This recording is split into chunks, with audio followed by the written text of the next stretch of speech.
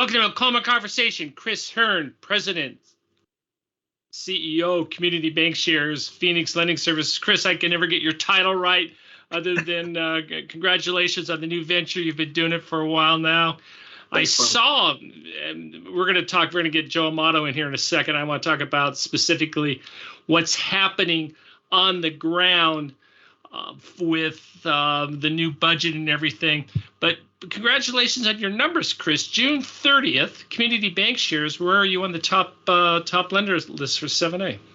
Well, we're the number one lender, SBA lender based in Georgia. Congratulations.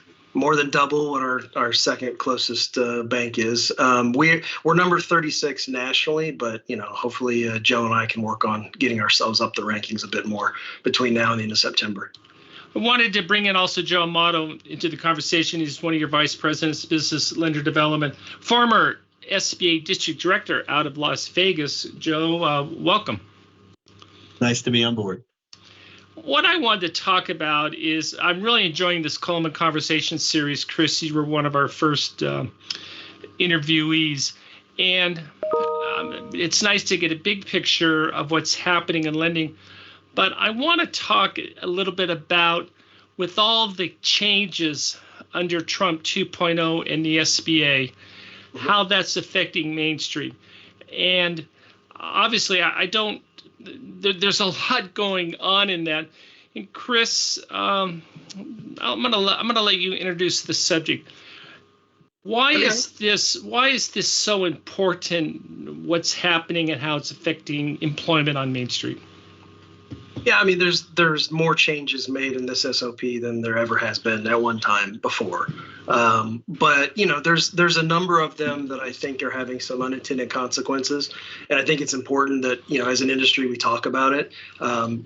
Joe and I see stuff every single day. We're on the front lines. I'm not so sure how much the folks in the agency are aware of some of these unintended consequences. We could talk about it some other time, but the change from not disallowing MCA and factoring is one change I think is going to be problematic. Some of the changes relating to seller financing, having to stay on board the entire term of the loan, or having to personally guarantee in a business acquisition situation, partial buyout situation for a couple of years, even regardless of your ownership percentage. Those are all going to be problematic. But I think the biggest one that is already causing some problems, and we really haven't gotten very good guidance yet out of the agency on this, is this issue of ownership changes, and specifically relating to now every single SBA applicant has to be either a U.S. citizen or a legal permanent resident. So we've done away with what had been the precedent before that, which was allowed someone who was a non-citizen, non-legal permanent resident to own up to 49% of the small business. We've also, as a result of having to input 100% of the ownership into E-Tran, we've got a couple situations where, if a public company owns part of a small business, or a nonprofit owns part of a small business, there's no way to put it into E-Tran to even get a PLP number, for instance, if you're PLP. And that's very troublesome because that's basically just a mechanical issue, I think. But historically, this wouldn't be a problem. Historically, if someone owned less than 20%, really wasn't a big problem. But I think there's something bigger here, which is just philosophically, it seems like this change from SBA goes against some of the other policies of the current administration. The current administration is very supportive of entrepreneurship. It's very supportive of legal immigration, as we are. But, there's the gold card is trying to induce foreigners to come and invest their money in America, which I'm certainly supportive of. You've got other government guaranteed programs like EB-5 and even the USDA programs, B&I programs, where they don't have this change of ownership issue that's suddenly come on the scene with SBA, and it's troublesome. I think we need to encourage the agency to look at this a little deeper and try to figure out, is this a positive for small business, or is this going to ultimately end up biting us? And I think it's the latter. Well, are we talking about a situation with someone with a green card that's getting bounced out of the system? Can you be more specific in terms of who exactly is getting bounced out of each Sure. one? Yeah. It's not green card. You're fine. It would be Okay. there's situations where if applicant's married to a U.S. citizen or a green card holder, and that applicant wants to get an SBA loan, they're not allowed to do it now.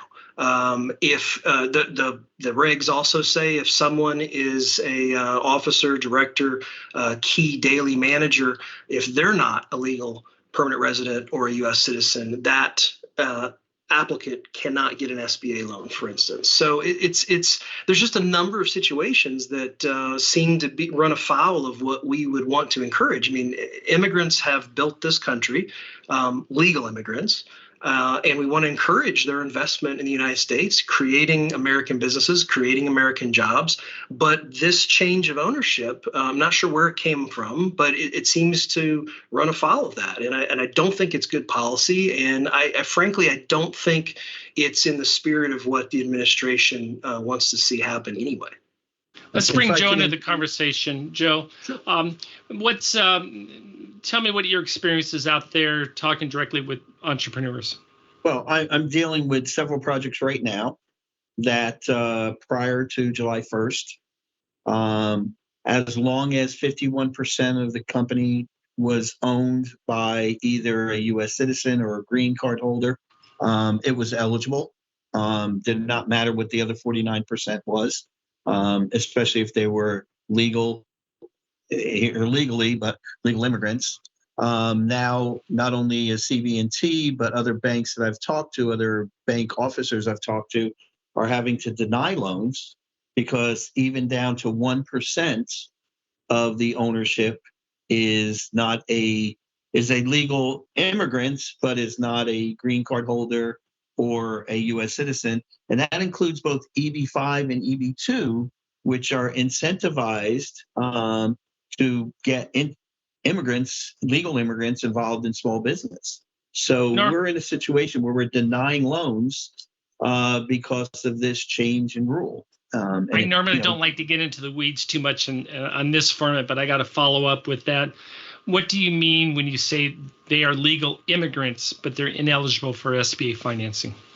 The way the rule reads now, unless you were a green card holder, a permanent legal resident, or a citizen of the United States, you're no longer eligible to get SBA guaranteed financing or participate in 504 programs. So if you're in this country and basically you came here legally and you're in your 10-year pattern to get a green card, or you're basically married to somebody who is a citizen waiting to get your green card, but you're here legally, you cannot own a business in the United States and secure SBA guaranteed financing or 504 financing anymore. Well, and it's beyond that, Joe and Bob. Right. You can't have any ownership in a business that is seeking SBA financing. That's the problem. We've always had, you had to have an SBA loan. A business with getting an SBA loan had to have at least 51% ownership by a citizen or legal permanent resident. Right now, you can't, to Joe's point, even at 1% ownership, your cousin from Guatemala who is an expert, tile maker and wants to go into business with you and wants to invest in America in your business, you cannot have that person as part of your ownership stack if you're seeking an SBA loan. So that's the problem. We're not suggesting we want to be, having U.S. taxpayer dollars guaranteeing loans completely to non-citizens, but we do want to encourage non-citizens, legal non-citizens, to be involved in small businesses, to help grow entrepreneurship in America, to invest in America, to create American jobs. That is something that historically has been the case from SBA. But with this change in the SOP as of June 1st, it's no longer possible. And it's a shame, I think. I also know that the administration is very pro-growth, very pro-business, very pro-entrepreneurship. And yet that's why, Joe and I are sort of scratching our heads thinking, why have we done this? What's going on here at the agency that's caused this? So I've got a number of conversations going right now on Capitol Hill about this very matter. Some people are a little bolder about it than others. I'll let you imagine who that might be. But I think there's an opportunity here. Despite the headlines, I think something simple like this saying, hey, we made a mistake. We are pro entrepreneurship. We are pro, immigrants investing in America. It's kind of, it's almost like that Nixon goes to China moment. He was so anti-communist. He was the only guy who could go to China and start trade relations between our countries. I feel like there's this, perception that Trump is anti-immigrant, but I don't think that's necessarily the case. And I think absolutely not. And I think he's made it very clear. Our doors are open. He's talking about the $5 million visa. What is that going to be used? That's going to create jobs. He's made that very clear. So if he can have that, then that's where I'm perplexed. Why? Go ahead, Joe. There's a clear distinction between illegal immigrant and the anti-illegal immigrant stance that the administration's taken, and legal immigration. And this runs in contrary because we have two competing programs in the federal government, one out of the USDA, the other through the SBA. On the USDA side, you basically can get involved in USDA guaranteed funding. And as long as the business exists in the United States, all the ownership could be. It creates American jobs. Yeah, that's right.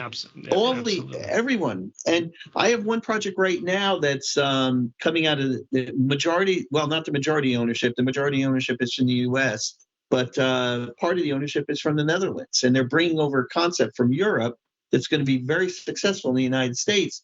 And now it's a project Chris and I have talked about at length, and now the whole project's on hold because there's more than 1% ownership of legal immigrants in the business. So, and it's potentially a $5 million project of which we're going to participate in. So, and here's like a situation that we're running against since basically July 1st. That is really reared an ugly head, and this allowed a lot of opportunities for us to get involved in projects. Well, I certainly understand your frustration. I certainly understand the frustration of the borrower with multiple owners. And Chris and Joe, that's going to become more of an issue as we have now a proposed, and it will be enacted, $10 million cap on 7A, which means you're going to have a more sophisticated level of ownership, of access to capital that they can bring into these transactions. And I would hate to see a small minority investment from as you said, a legal entity, whatever the buzzword is. Right. I certainly hope that that's something that can be ironed out when we see the regulations for a new 7A 504 $10 million cap. Yeah, and you also have, it's astute observation, Bob, because you're going to have, just like another project we have right now, where you have a better quality applicant because SBA has been under. That's what we want. We want better quality applicants to make better loans. That's right. To uphold the portfolio, the performance of the portfolio. But you're going to have more sophisticated borrowers come try to seek out SBA financing. You're going to have situations like another case I know of where it's a very small ownership percentage by a public company. That should be viewed as a strength. Okay. And the irony is, SBA has always allowed a public company to assume an SBA loan, okay, of a small company that they may have purchased. But I would think that we would also, again, back to this ownership change. It's not just about the immigration status. It's also affecting, just any sort of ownership. It used to be totally fine if you were under 20%. And now you can't even input into E-Tran in situations like this. And it's a real problem. Yeah, and it's tough, obviously, balancing. We want to have quality credit. We want to have quality ownership structure. We also have credit elsewhere rules that say, hey, if you can't get credit, that's what SBA is for, and we're going to support this program. So that's a tough balancing act for you as the lender, Chris and Joe. Yep. Very good. Gentlemen, I wish you the best of luck. Joe, thank you so much for joining us. I got to follow up that. How do you like the private sector after I know you worked at an SBDC in Vegas. How do you like coming over to the private sector side, man? Well, actually, I've been involved in SBA lending and business development for 27 years. Only basically probably a total of 7 years was either involved in SBDC 504 or as a district director. So the majority of my background is in the private sector. And I enjoyed the stint that I had as district director. We definitely, and Chris could attest to it. I was allowed, because we had great executive management at the SBA at the time. I was allowed to do some really innovative things to really spread the opportunities for SBA, and especially in Nevada. So it was fun. I stayed 4.5 years because of COVID. Mostly, most of the time you don't stay more than a year or two. I was not a lifer by any stretch, so I do enjoy the private sector. Very good. Well, thank you very much for joining us. Good luck both to you. Hey, Chris, thanks for joining us. Joe, thanks for joining us. And this concludes today's Coleman Conversation. Thank you.